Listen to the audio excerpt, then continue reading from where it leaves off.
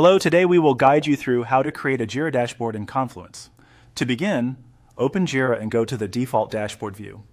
This is the starting point where your available dashboards are listed and where you can choose the one you want to share inside Confluence. Once you're on the dashboard screen, look to the left-hand navigation panel and select the sample dashboard. This opens the specific dashboard you want to use, so make sure you're choosing the correct one before moving forward. With the sample dashboard open, go to the top right area of the page and click Copy Link. This copies the dashboard URL to your clipboard. You'll use that link in Confluence to insert the dashboard onto a page.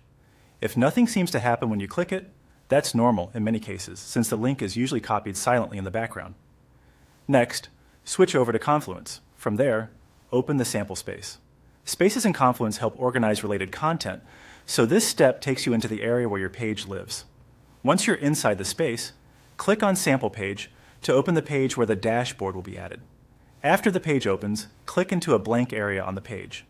This is important because it places your cursor exactly where you want the Jira dashboard to appear. If the page is already in editing mode, you can simply click into the empty space. If needed, make sure you're ready to type or paste before continuing. Now paste the link you copied from Jira. In many Confluence setups, pasting a Jira dashboard link will trigger Confluence to recognize it and prepare it as embedded content. This helps bring Jira information directly into your Confluence page, making it easier for your team to view dashboard data without switching between tools.